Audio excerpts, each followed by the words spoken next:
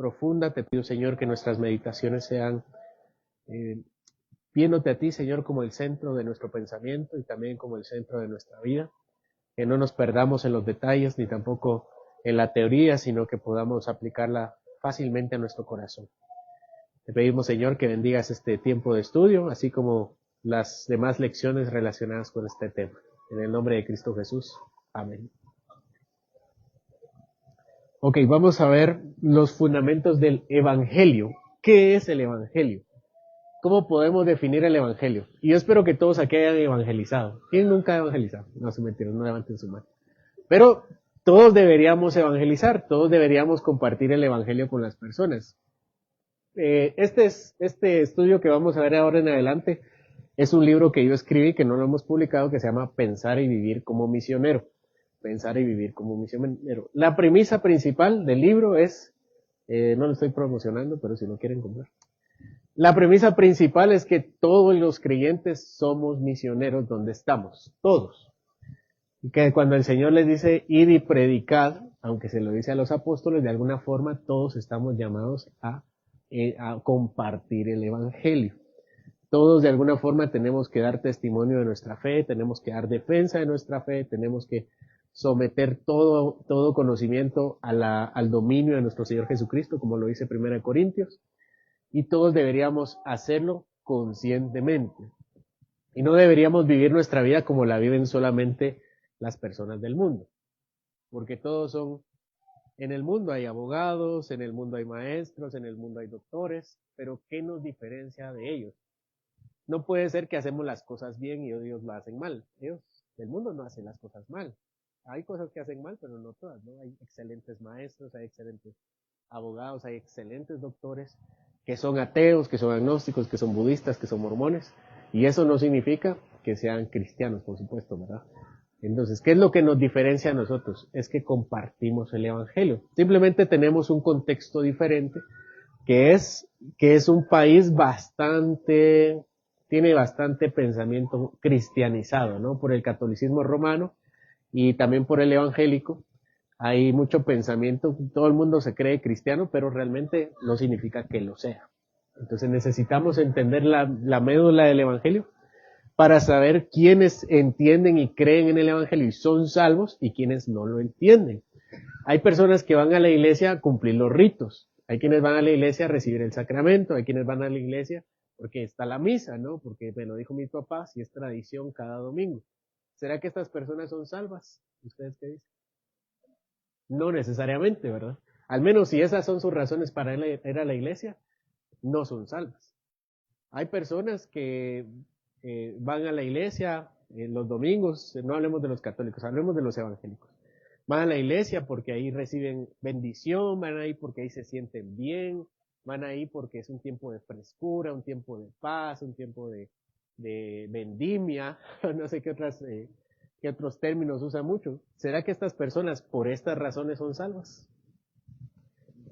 No, ¿verdad? Porque no entienden el evangelio. Lo que entienden es que se sienten bien. Esa es la diferencia entre un creyente y un no creyente. Y también por si hay alguien aquí que no es creyente, hoy va a entender el evangelio, va a entender la médula de nuestra salvación y espero que también sea confrontado para saber si es salvo o no es salvo. Si ser creyente no es que mis papás sean creyentes, o ser cristiano o ser salvo no es que vaya a la iglesia, eso no me lo asegura. Definitivamente si no voy a la iglesia es muy probable que no lo sea porque no tengo ese convencimiento. Pero si vengo, tampoco es garantía de que lo sea. Eso es lo que vamos a hacer hoy. Vamos a ver qué es el Evangelio, los fundamentos del Evangelio. Y regresando un poco a la premisa del libro, es entender que todos donde estamos tenemos un propósito. ¿Ustedes creen que es casualidad que tienen la familia que tienen el trabajo que tienen personas alrededor de ustedes porque solo vinieron y aparecieron en su vida? No, todos estamos en una vida, tenemos cierta familia, tenemos ciertos compañeros de trabajo, de estudio, porque el Señor las puso a nuestro lado. Había un documental de un evangelista muy famoso que se llama, ¿cómo se llama, Mauricio? El de Living Waters. Ray Comfort. ¿Han escuchado a Ray Comfort? Él confronta a la gente con el evangelio, con la ley confronta, y después les presenta el evangelio. Él es su ministerio, su organización que se llama Living Waters, en esa ocasión fueron a Utah, son Estados Unidos. ¿Conocen Utah? ¿Saben? ¿He escuchado acerca de Utah? Utah tendrá un 90% de una religión. ¿Se recuerdan qué religión es? Mormones, son mormones. Y hay mormones relajados y mormones fundamentalistas. Entonces dice un ex mormón, que él empieza a entender el evangelio y se sale de la iglesia de los santos de los últimos días, que es la denominación mayoritaria de los mormones. Y dice, él cuenta esto, esas son sus palabras. Yo conocía a muchos cristianos, trabajaba con muchos cristianos, fui a estudiar con muchos cristianos y nunca nadie me presentó el evangelio. Así dijo él. Nunca nadie me presentó el evangelio. Como quien dice que los cristianos ahí pasaron de noche, como dice, usted estudió si estudió ingeniería, a ver cuánto es 2 más 2, no sé, usted pasó de noche la carrera, ¿no? Porque era algo básico, de la misma manera. No puede ser que al terminar nuestro periodo en cierto trabajo, en cierta universidad, en cierto colegio, escuela, lo que sea, no puede ser que nadie nunca haya sido impactado con nuestras palabras. Sí, pero es que lo que habla de mí es mi testimonio. El testimonio va acompañando las palabras. Hay unas palabras que se atribuyen a Francisco de Asís, que no son de Francisco de Asís, pero se le atribuyen. Decía, yo predico, la he escuchado, ¿no? Yo predico, dice, y cuando es necesario utilizo palabras. Eso no es cierto. Las palabras son las que salvan, las palabras del Evangelio, porque son las palabras de Dios. Mi testimonio no salva a nadie. Mi testimonio es solamente la puerta con la cual las personas pueden escucharlo. Por eso dice también nuestro Señor en el Sermón del Monte, que vean nuestras obras y glorifiquen a Dios. Pero no son nuestras obras que son el Evangelio. Nuestro testimonio, no son nuestras propias experiencias, no es que mi vida cambió, ese no es el Evangelio. El Evangelio Dios lo define en sus propios términos. También narra Hechos, eso lo vamos a ver en el camino, pero narra Hechos capítulo 10, que había un hombre piadoso y que buscaba de Dios. ¿Quién es ese hombre piadoso y que buscaba de Dios? Literalmente dice así Hechos 10. 8, creo que 10. Cornelio. Era un hombre piadoso y que buscaba de Dios. Pero Cornelio tenía un gran problema. ¿Cuál era el gran problema de Cornelio? No era salvo. Es que no era salvo. Buscaba a Dios, buscaba a un Dios, pero no era salvo. Era un hombre muy moral, era muy recto. Seguramente daba los buenos días, las buenas noches, las gracias, por favor. Abría la puerta. Como decía mi tío, ahora no fumaba, no bailaba, nada, no hacía nada seguramente. Era un hombre muy piadoso, muy recto delante de los estándares, pero no era salvo. Entonces vino el Señor y levantó a un hombre para que fuera con Cornelio. ¿Quién era ese hombre? El apóstol Pedro. Y le dice, ve y predica. Y levanta a Pedro y Pedro va y le predica y creen y el Espíritu Santo se derrama sobre ellos. Y es entonces que son salvos. Entonces, que una persona se porte bien, que una persona tenga una buena familia, que no parezca que hace nada malo, no es sinónimo que sea salvo. Necesita escuchar el Evangelio y necesita creer el Evangelio. Así que vamos a ir poco a poco aprendiendo cómo compartir el Evangelio, desde lo más sencillo que es entender qué es el Evangelio, cómo luce el Evangelio desde el Antiguo al Nuevo Testamento. Van a ver que la Biblia, de Génesis a Apocalipsis, es una narración misionera. Y también vamos a compartir algunas barreras y errores prácticos y también consejos prácticos para compartir el Evangelio donde estamos. Así que empecemos con los fundamentos. Lo primero que tenemos que ver es quién es Dios. ¿Quién es Dios en nuestra vida? ¿Quién es Dios en la vida? Entonces, podemos decir primero que Dios, ¿cuál fue el primer acto de Dios? Crear. Es el primer acto que se menciona de Dios, crear. Dios hace al hombre, hace la creación y en el penúltimo día hace al hombre como pináculo de la creación y tiene una relación con él. Vamos a poner el segundo elemento, que es el hombre. Y le pone una condición. ¿Cuál fue la condición que Dios le puso al hombre? ¿Se recuerdan? Que no comiera de del árbol del conocimiento del bien y del mal. ¿Y qué hace el hombre? ¿Qué hace el hombre? Desobedece, ¿verdad? Desobedece. El hombre desobedece. Y entonces, ¿cuál era la condición cuál era la consecuencia de esa condición del hombre? Morir. ¿Murió Adán? Sí y no. ¿Por qué sí? ¿O por qué no? ¿Por qué no? Empezamos con el no, que es el más sencillo. Adán no comió y se desplomó, ¿no? ¿Qué pasó con Adán? Siguió con su vida. Siguió con su vida. Bueno, primero fue Eva, ¿no? Para empezar fue la mujer que comió. Así dice Pablo. Pablo dice que la mujer comió y por eso incurrió en cierta condenación que no incurrió el hombre. Entonces comió y le dio a su marido y su marido comió también y también cayó en pecado. Entonces, no murió, pero sí hizo algo. ¿Qué hizo? ¿Qué hicieron ellos? Sintieron vergüenza. ¿Y qué más? Se escondieron. Y Dios los empezó a buscar. Y la pregunta que siempre hago es, ¿sabía Dios dónde estaba Adán? ¿Por qué entonces les dice, ¿dónde estás? Y Adán le dice, es que me escondí, porque tenía vergüenza. ¿Por qué el Señor le pregunta a Adán dónde estaba? Si ya sabía dónde estaba.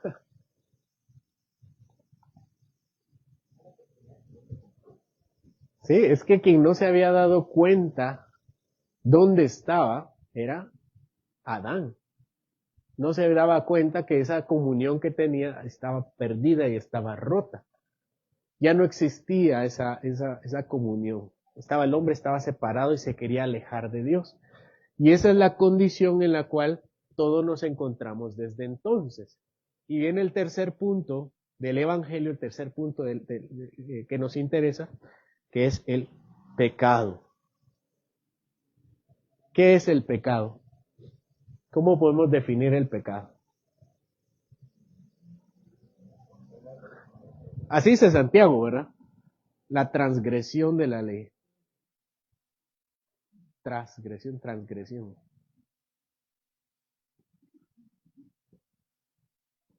¿Cómo cómo se define también el pecado? Errar.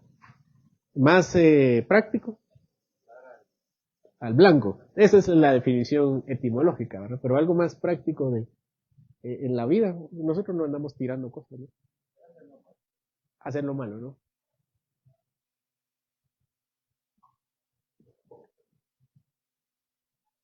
¿Qué más?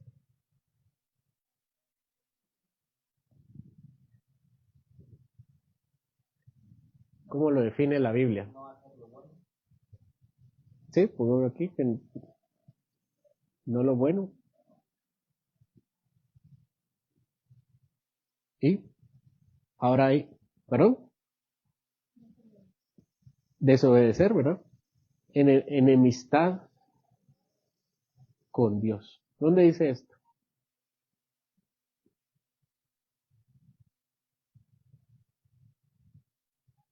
Ahora somos enemigos de Dios. No solo se rompe una relación, o no solo es una cuestión de que hacemos lo malo o transgredimos la ley, que es una forma de definir lo que está en la Biblia, o sea, no es que sea equivocado, pero en términos de entender el Evangelio es que ahora estamos enemistados con el Señor. El deseo natural del hombre desde entonces será alejarse de Dios, alejarse de Dios. Viene el tercer punto, que es la condenación. ¿Qué es una condenación?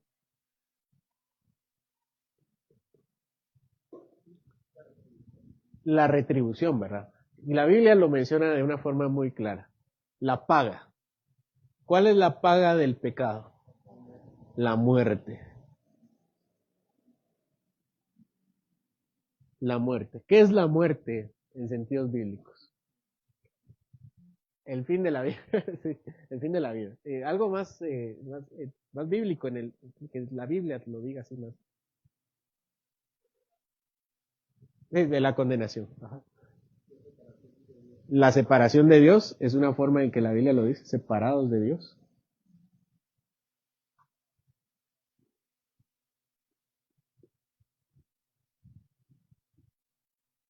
¿Dónde recibimos la separación final de Dios?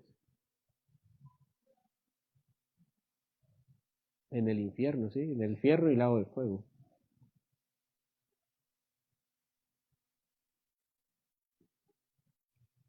Ese es el destino de todos los hombres.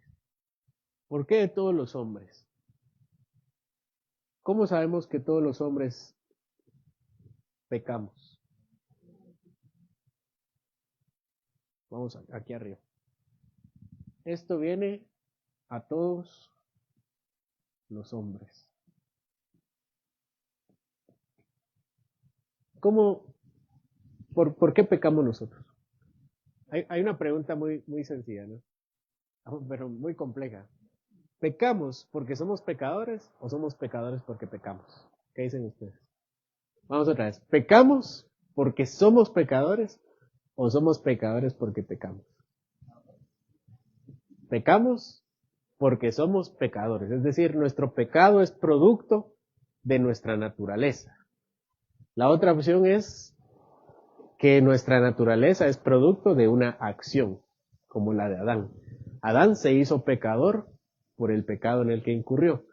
Ahora, ¿será esa misma nuestra condición que nos volvemos pecadores porque una vez empezamos a pecar? No, nacemos pecadores. ¿Cómo sabemos que nacemos pecadores? ¿Dónde dice eso?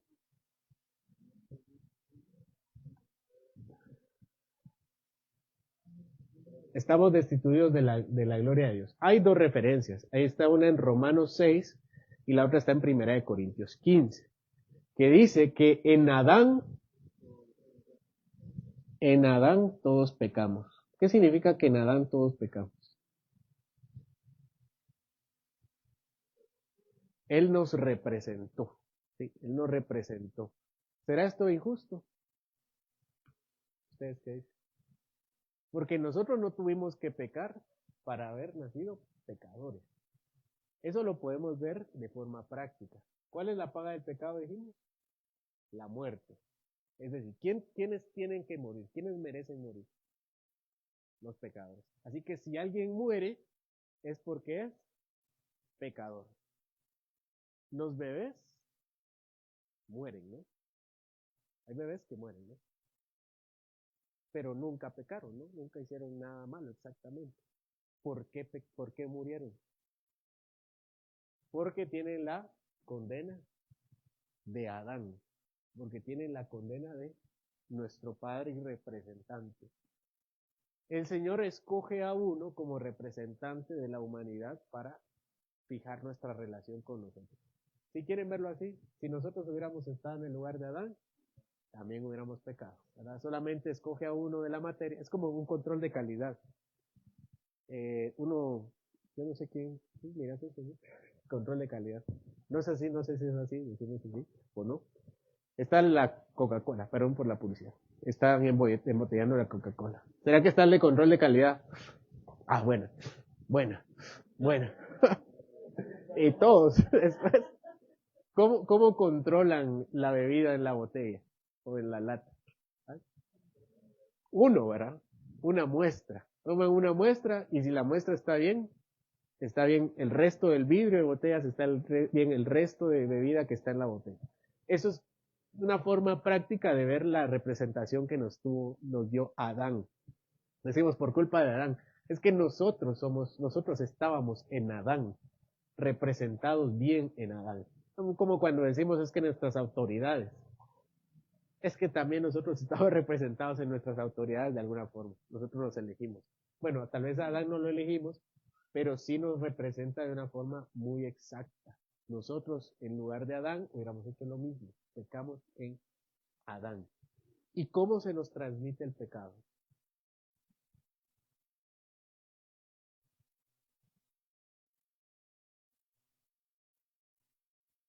Ajá.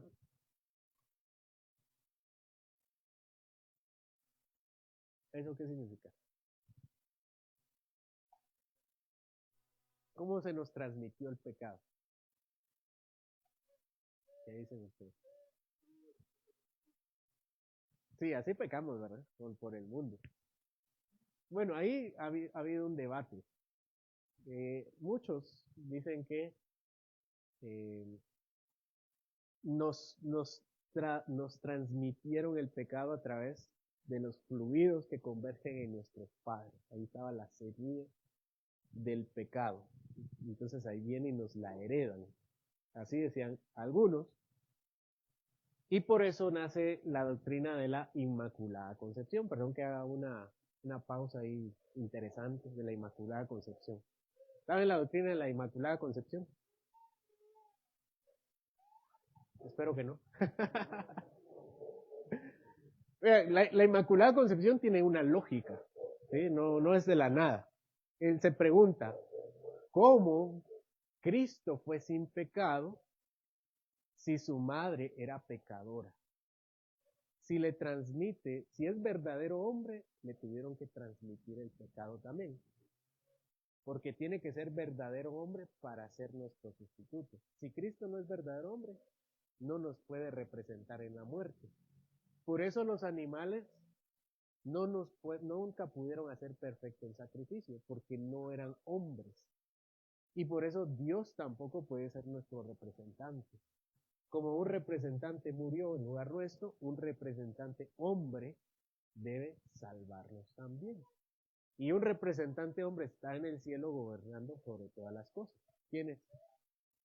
Jesucristo, ¿verdad? No está Dios solamente gobernando en el cielo, está Jesucristo hombre, unido perfectamente a la segunda persona de la divinidad. Entonces, ¿cómo María transmite verdaderamente toda su esencia humana sin transmitir el pecado? Porque si el pecado es parte de la naturaleza, ¿cómo? Entonces el error está en pensar que la transmisión del pecado es de una forma orgánica. La transmisión del... entonces dice la teoría de la Inmaculada Concepción, el dogma, dice que María fue preservada, fue salva antes de su nacimiento para que ella ya pudiera transmitirle toda su naturaleza, pero ya sin pecado. No sin pecado porque fuera perfecta, sin pecado porque fue salva. Esa es la lógica, ¿no? Para tratar de salvar la doctrina del hombre de Cristo. Entonces salva antes de la concepción, por eso se le quitó el pecado y ya transmitió la naturaleza humana ya limpia, ¿no? Ya limpiada. Esa es la lógica detrás de la Inmaculada Concepción. En términos filosóficos es bastante loable, pero tiene un problema, que esa no es la forma bíblica de transmitir el pecado. ¿Cuál es la forma bíblica de la transmisión del pecado? ¿Cómo? La imputación, o en palabras un poco más sencillas, la declaración de justicia. Todos los hombres fuimos declarados justos, injustos en Adán. Cuando el Señor sentencia a Adán, emite un documento legal que dice él ha sido condenado. Y emite el mismo documento sobre toda la humanidad y dice todos son condenados en Adán. Y cargamos la muerte en nuestra vida, dice Román. Eso se llama imputación del pecado. Es una declaración de condenación sobre todos los hombres. Esa es la misma declaración. Entonces yo estoy haciendo ese es un ejemplo, ¿no? No estoy diciendo que emitió literalmente un papel, ¿no? Sino es una sentencia, emite una sentencia. Y esa misma sentencia es la que Cristo rompe en la cruz. ¿Dónde dice eso?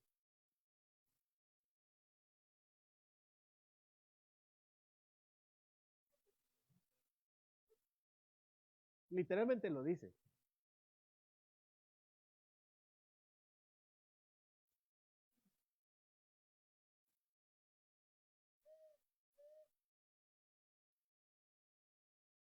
Ya lo vamos a estudiar. Colosenses 2. Que el Señor crucifica el acta de los decretos que nos era contrario. La declaración judicial de injusticia nos fue rota y fue cumplida en la cruz del Calvario. Entonces ya no somos injustos, ya no somos declarados injustos. Por eso nacemos pecadores, no nos transmiten el pecado, nos sentenciaron como pecadores, injustos y con la condena de la muerte. Así que todos los niños, todos los hombres, al morir, van al infierno naturalmente. O sea, simplemente por el acto. Estas son las malas noticias del Evangelio, ¿no? Esta es la mala noticia. Que todos los hombres, por cuanto pecamos, estamos destituidos de la gloria del Señor. Desde el más grande hasta el más pequeño, desde el que ya pecó mucho hasta el que no ha pecado nada, fuimos sentenciados al infierno y al lago de fuego, separados de Dios, enemigos de Dios. Esto no lo hace solo de los adultos, de todos los hombres. Todos los hombres estamos pecando, estamos en pecado por Adán, en Adán más bien, en Adán. Por eso necesitamos un Salvador. Un Salvador. Que venga a revertir los efectos del pecado y de su condena. Entonces, el Salvador es un nuevo hombre, o como dice Romanos y Corintios, 1 Corintios 15, como le dice a Jesús, un nuevo Adán. Porque en uno fuimos condenados, pero en uno podemos ser salvos. Él es nuestro representante delante del Señor. Para cumplir la maldición de la ley y la condenación del pecado y darnos vida. Si se dan cuenta, en el Génesis, yo no me quiero meter mucho a eso, pero en el Génesis hay un árbol del que no come Adán. ¿Cuál es el árbol del que no come? El árbol de la vida. ¿Y cuál es el árbol que se encuentra en Apocalipsis? Cuando se abren las puertas de Jerusalén y miran el árbol en el centro. ¿Cuál es el árbol? El árbol de la vida. Ese el árbol de la vida queda para nosotros restringido y abierto solamente para aquellos que somos salvos en Cristo Jesús. Entonces Jesús no solo viene a revertir lo malo, sino que viene a darnos todas las bendiciones espirituales. ¿Cómo Jesús revierte las consecuencias de Adán?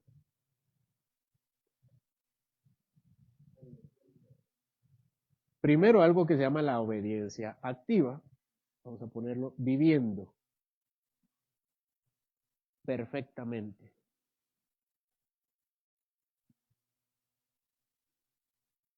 Viviendo perfectamente. Veamos los comparativos, las comparaciones con Adán. Adán fue tentado por Satanás en el huerto y cayó en la tentación. Cristo fue tentado ¿en qué huerto? En Getsemaní y venció, triunfó. También nuestro Señor fue tentado por Satanás en el desierto, con hambre, y también triunfó. Entonces Él empieza a vivir perfectamente y no cae y no incumple ninguno de los acápites de la ley, porque está, digamos que está sumando buenas obras.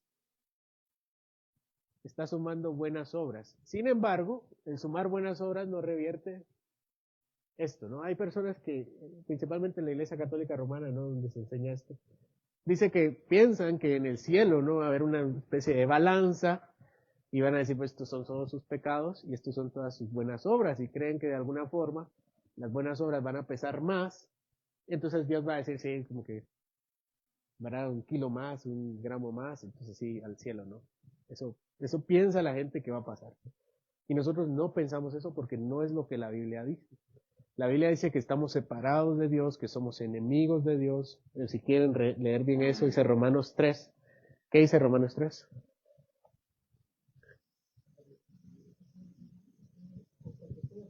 Eso dice Romanos 6:26.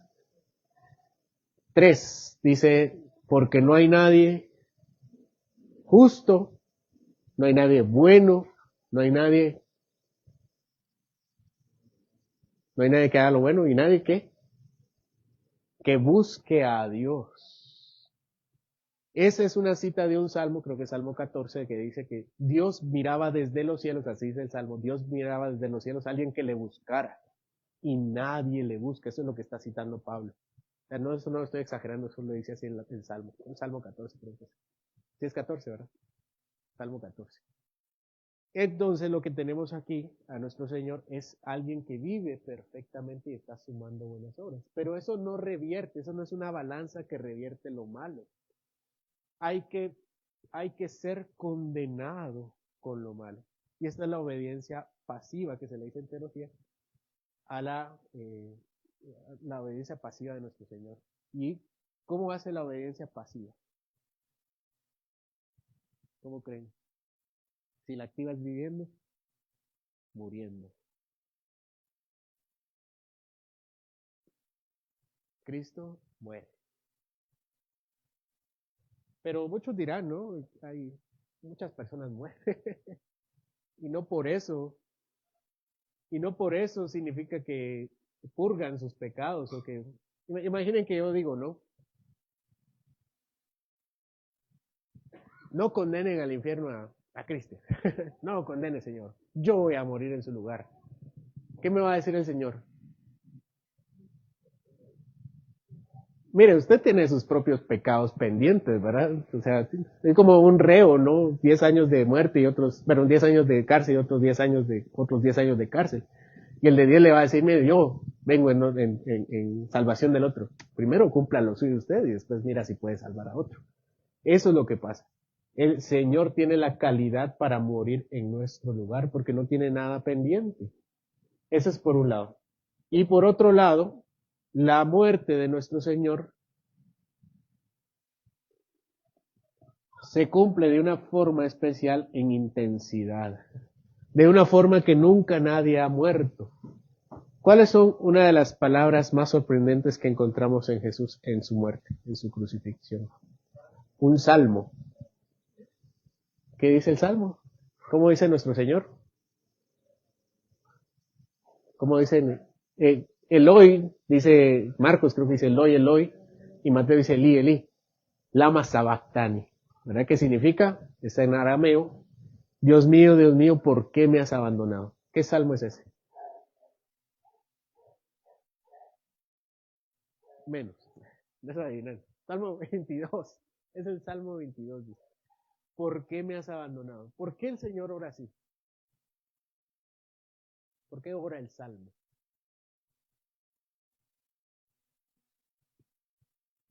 En su humanidad el Señor está viviendo aquello que Adán nunca vivió, que es estar separado de Dios. Nadie puede decir nunca que ha muerto como el Señor. Nadie. Aún en las horas más oscuras el Señor nunca nos abandona.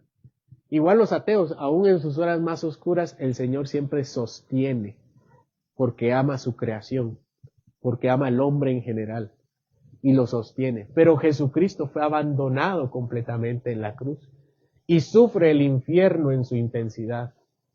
Y por eso grita así. Entonces el Señor fue desahuciado y desamparado aquí.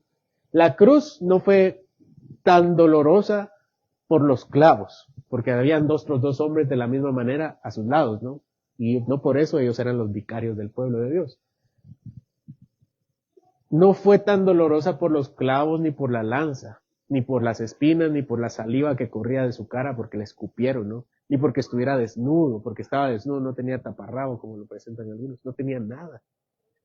No fue humillante por eso. Fue terrible porque el Señor lo abandonó. ¿Qué le respondió el Señor a Jesús? ¿Cómo atendió la oración del Señor?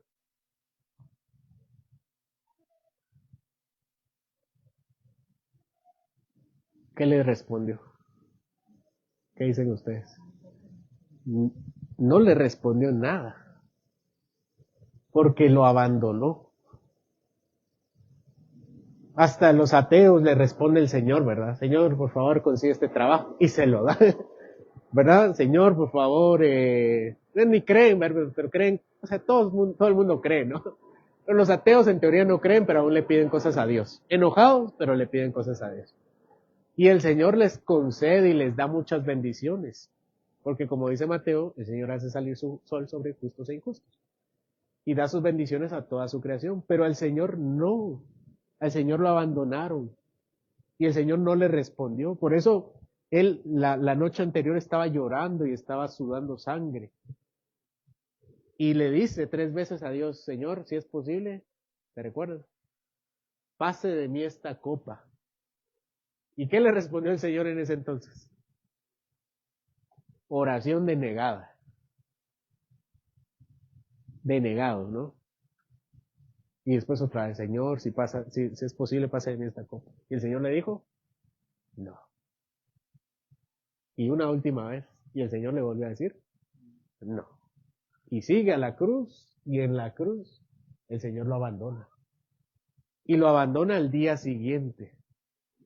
Pero como dice el Salmo, también el Señor se acordó de él y le da el premio.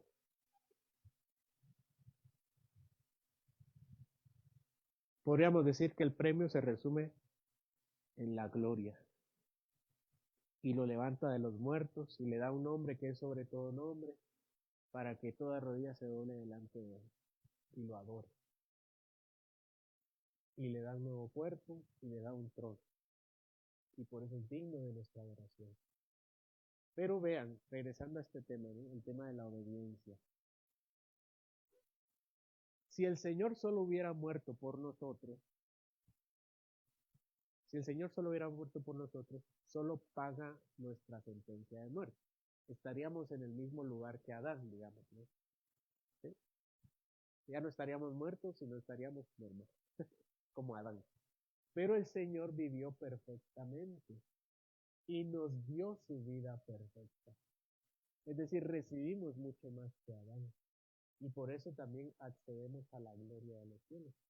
Por eso dice Efesios capítulo 1, que en él recibimos todos los tesoros y bendiciones espirituales.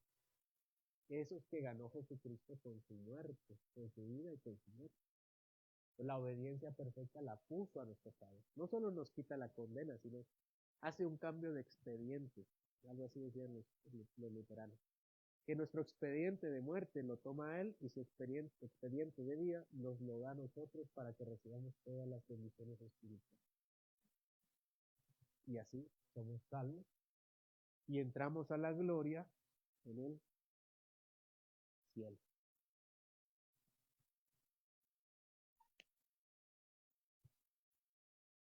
¿Sí? En el cielo. Esta es la primera parte del Evangelio. Bueno, esta es la segunda parte del Evangelio y me falta una más. Esta es nuestra tarea, este es nuestro mensaje. Este es el Evangelio. Pero el Evangelio es más que entrar al cielo. ¿Qué es lo que verdaderamente es un premio para los creyentes? Un pasaje. Es Dios. Nuestro verdadero premio es Dios. Yo sé que hay muchas cosas tentadoras en el cielo que el Señor nos las dice para que nos motivemos. Por ejemplo, las calles de oro, el mar de cristal. ¿Qué más hay en el cielo? La habitación especial en el Señor, las coronas que recibiremos. ¿Qué más hay? Nuestro reencuentro con nuestros seres amados, con la iglesia. Hay muchas bendiciones, ¿no? También que no habrá llanto, no habrá dolor, son bendiciones que habrá en el cielo. Pero ¿qué es lo más preciado que vamos a encontrar en el cielo? Es al Señor. Él es la fuente de toda felicidad. Por eso los ateos quieren ir al cielo, pero quieren que cuando estén ahí, dice el pastor, que cuando lleguen ahí, Dios no esté ahí. No, su problema no es tanto problema con el cielo, sino es Dios sin entender que Él es la fuente de la felicidad. Por eso decimos que el fin principal del hombre, como dice el catecismo, en la primera pregunta, ¿para qué fuimos creados?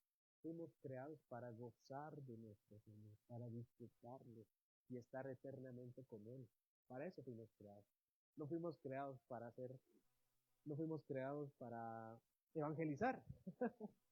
El evangelio no es el fin del hombre, es el medio, por eso decía que es la primera parte, gran parte, es el medio para el fin principal. fuimos creados para estar con Dios y a esto nosotros le llamamos adoración. Es la forma en que nosotros nos relacionamos con Dios. No solo estar como a la par de Él, ¿no? O sea, la bendición no es tanto ir a ponernos así, Dios, ya estoy aquí feliz. No, es cantarle, es estar en su presencia, eso le llamamos adoración. Por lo cual decimos que el fin del evangelio, del evangelismo es la presencia de Dios en la adoración. Y por eso para nosotros es muy importante cómo se da la adoración. La iglesia reformada decía, llegó a esta reflexión, ¿no? ¿Para qué somos salvos? Somos salvos para adorar al Señor. Ese es el fin. Porque esto sí estaremos haciendo para siempre, adorando. ¿Cómo? No dice exactamente la Biblia, pero eso haremos, estaremos adorando. Y este entonces es el evangelio. Duda.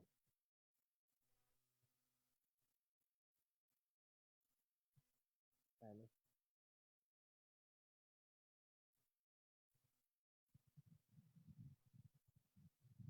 Ahí en lo que hablaste antes de los expedientes y todo, tiene que ver lo de la doctrina de la sustitución penal. Eso es sustitución también. Sí, no fui con los términos técnicos, pero sí, la sustitución, hay varias formas de entender el evangelio. Toda la vida, pero en toda la Biblia es el evangelio. Nosotros podemos predicar toda la Biblia,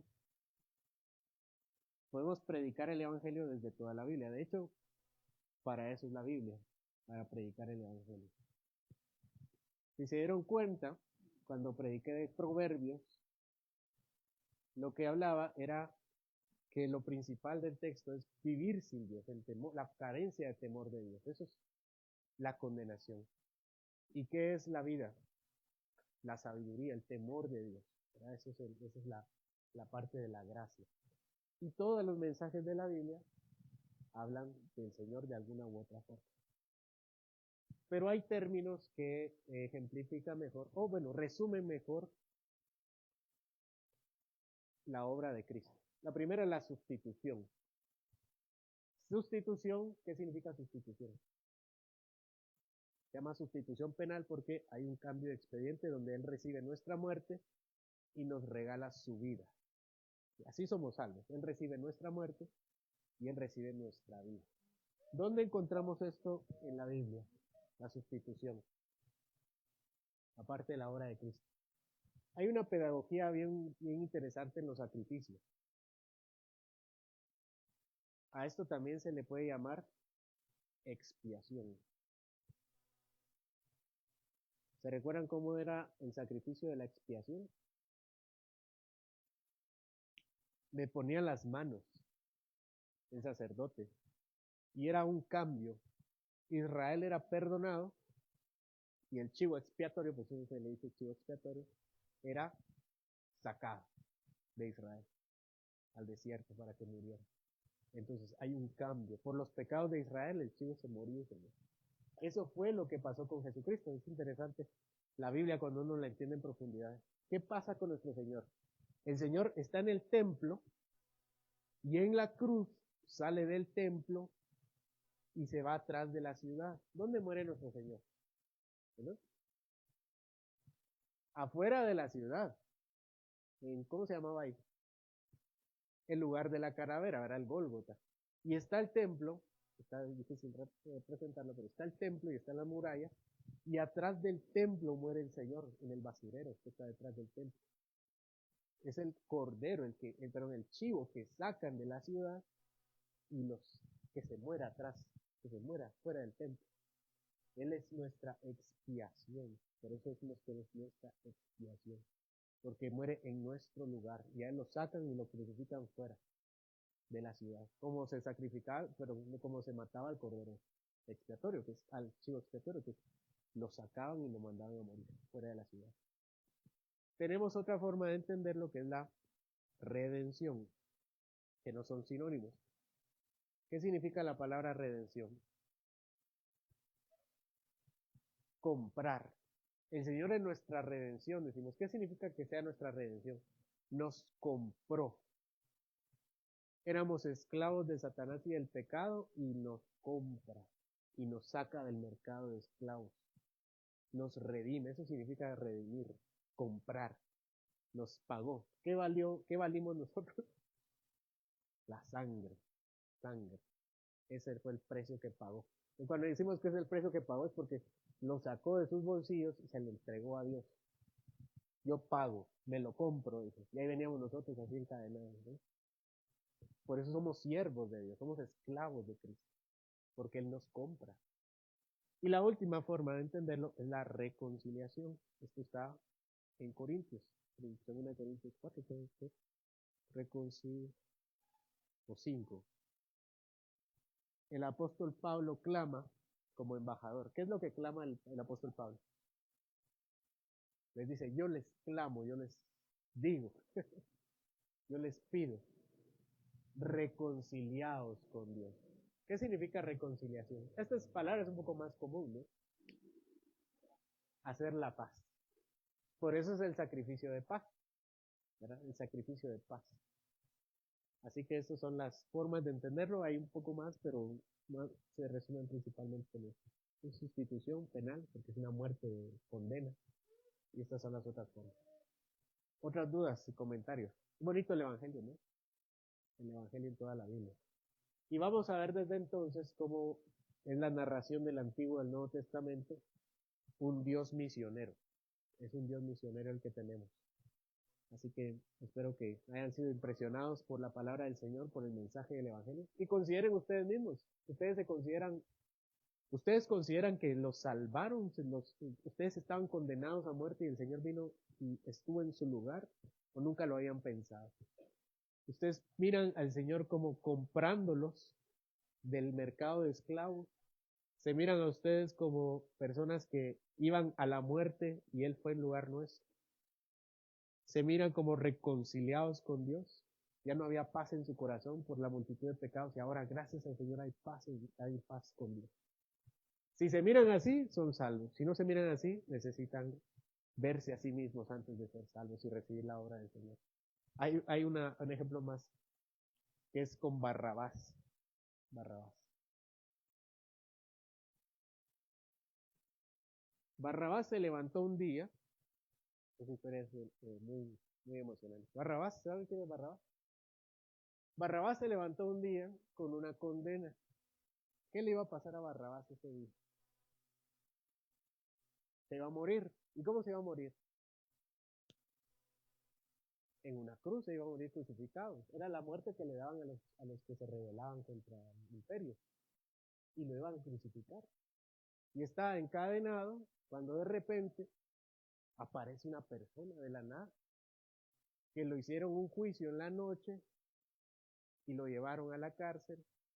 Y Pilato se le ocurre la brillante idea de decir, ¿a quién quieren que suelte? ¿A quién quieren que deje libre? ¿A Cristo o a Barrabás?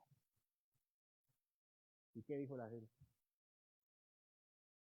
Y, y viene Pilato y dice, Barrabás, hoy estás de suerte.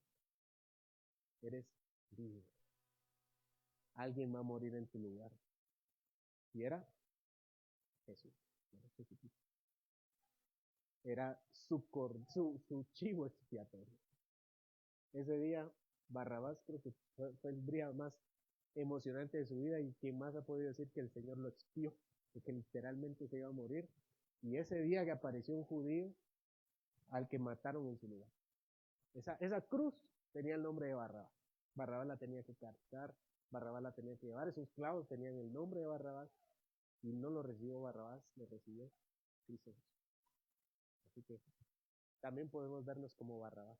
Así estábamos nosotros y el Señor dijo, no, yo voy en su lugar. Y murió en nuestro lugar.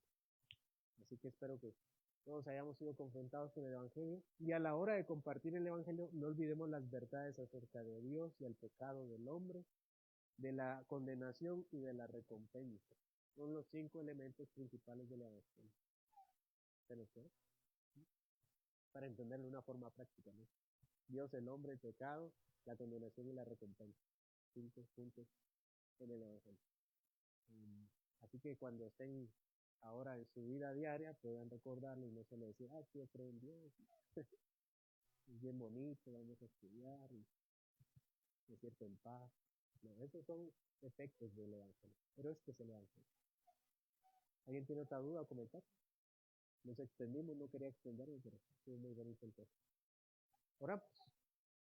Señor, gracias porque tú nos has enseñado por qué somos salvos y para qué somos salvos. Te pido, Señor, que nos ayudes a entender también cuáles son los elementos principales en los cuales cada uno de nosotros también recorrió un camino. Y hoy, Señor, que lo tenemos de una forma más clara, podemos también compartirlo de una forma más clara a otros. Para no asumir que otros son salvos, ni siquiera nuestros familiares, ni nuestros amigos, sino para hacer una evaluación también, Señor, de quienes necesitan el Evangelio, recordando que todos lo necesitamos. No solo es para los incrédulos, sino también nosotros mismos, para admirarnos de ti, para amarte más, para reconocer tu obra en nuestra vida. Te pido, Señor, que estas verdades primeramente las tengamos nosotros en nuestro corazón, ayudándonos a recordar de dónde hemos sido sacados, de dónde hemos sido puestos. Por ti, Señor, por Jesucristo, quien ha sido nuestra sustitución, quien ha sido también nuestra redención, porque por Él sí hemos sido comprados y por su muerte hemos recibido vida. Te pido, Señor, que también nos des el valor para compartir el Evangelio, que no asumamos la salvación de otros, ni siquiera de nuestros propios familiares, sino enseñarlo, Señor. En nuestros cultos familiares, también en nuestras familias, para no asumir que nuestros hijos son salvos, sino compartirles siempre las verdades de Cristo, de su obra a favor de nosotros pecadores. Y recordar también que el fin del hombre no es la salvación, solamente el medio para acercarnos a ti, nuestro verdadero tesoro, nuestro máximo bien. Que eso transforme nuestra adoración, la forma en que nos acercamos a ti, la reverencia, el amor con el que venimos. Y también, Señor, con ese mismo espíritu, venir en la tarde para seguir adorando tu nombre, que hemos sido comprados, hemos sido sacados de la condenación y nunca hemos recibido la condena, ni la recibiremos en Cristo Jesús, por su sangre, por su amor. Por eso permítenos honrarte y también deleitarnos en el cielo que nos espera. En ti, Señor, en Cristo Jesús. Amén.